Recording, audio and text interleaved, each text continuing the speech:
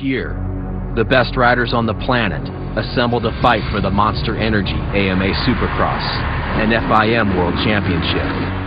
Their 17-round saga will take place over 5 months in stadiums across North America. Amidst the most competitive fields in the history of the sport, Ryan Villopoto has won 2 straight Supercross championships. In attempting to acquire a 3rd straight Supercross title in 2013, Villopoto is chasing a feat only previously accomplished by Ricky Carmichael, Bob Hanna, and 7-time champion Jeremy McGrath.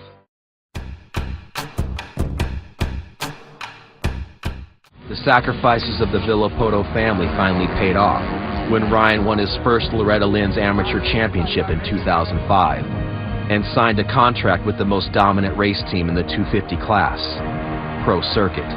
The 250 class is where professional riders must prove themselves before moving up to the larger 450 machine. Pro Circuit team owner Mitch Payton managed the 2 greatest Supercross champions in the history of the sport, Ricky Carmichael and Jeremy McGrath.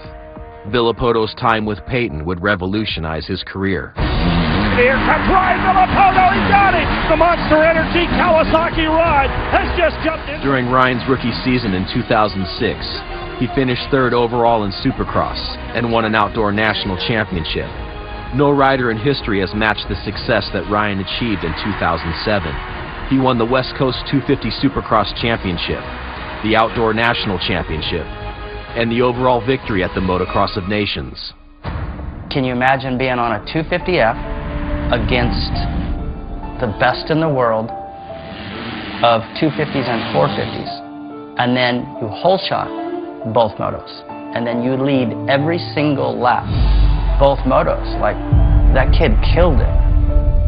Phenomenal. I'm saying it might not ever happen again. In that time, Ryan won a 4th championship in the 250 class and suffered a harsh transition to the 450 class in 2009. His fitness wasn't the best fitness. I don't think it's a secret. Down goes Villopoto! Well, that dropped Villopoto down to 12. The year included a 3-race absence due to mono and 5 races in which he finished outside the top 5. Villopoto currently running at 14. On top of his fitness, Villopoto struggled to understand and apply the new language of suspension settings. He had one of his first big crashes was in the whoops. He grabbed a handful and it threw him down hard, and it scared him. When Ryan returned from his bout with mono, he redeemed himself by winning 2 out of the last 3 races of the season. He just reeled them off one after another, and he was leading start to finish. Then we get to St. Louis, and Dungy had the whole shot, and Ryan was riding great. Dungy, if I was him inside that helmet, I would be so fired up right now. I would focus and I would dig as deep as I can. Oh! Villopoto tosses it away! Villopoto is down hard! The bike flipping through the air. I mean, you don't see crashes like that very often. He just was holding his leg, and we knew it wasn't good. Villopoto broke his tibia and fibula in the crash and would have to be flown to Seattle so a specialist could reconstruct his ankle with 5 plates and 47 screws. The power that our bikes are making, the speeds that we're going, the difficulty of the tracks, the things that could go wrong. Racing Supercross, you have to stay sharp.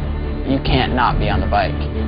So your risk factor is at an all-time high all the time.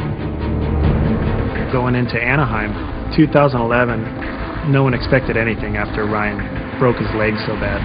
There's the pass for the lead! Villopoto takes advantage! He's done it! Ryan Villopoto wins Anaheim 1! From round 1 to round 10 in Indianapolis, Villopoto was the most dominant rider in the series, winning 5 races. Checkered flag falls for Ryan Villopoto! But his 26-point lead in the championship would shrink dramatically by round 16 in Salt Lake City. We went to Salt Lake. Ryan, he was kind of in a weird mood that day, and my temper was getting short. It happened. Ryan Villopoto has just set the fastest lap of the main event, so Villopoto now finally is coming to life here. Reed makes a mistake. Villopoto goes down. Opens the door. Up on the podium, and Stewart is down. There goes Villopoto. Villopoto to the checkered flag.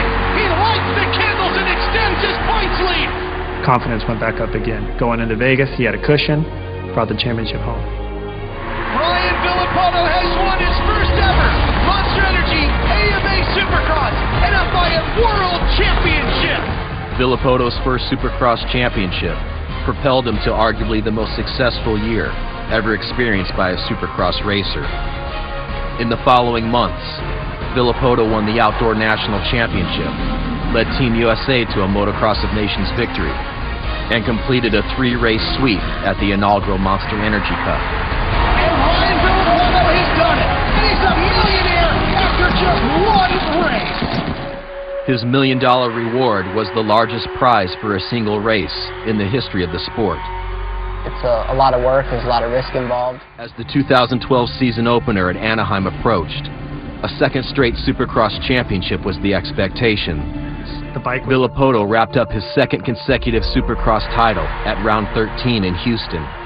Never had a rider clinch the championship so early in the 40-year history of the sport. It was a huge thing for Ryan to do. The last time someone won back-to-back titles was Ricky Carmichael.